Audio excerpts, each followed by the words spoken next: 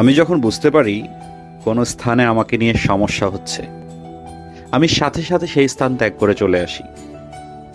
এখন এটাকে আপনি আমার অহংকারও ভাবতে পারেন, কিংবা আত্মসম্মান।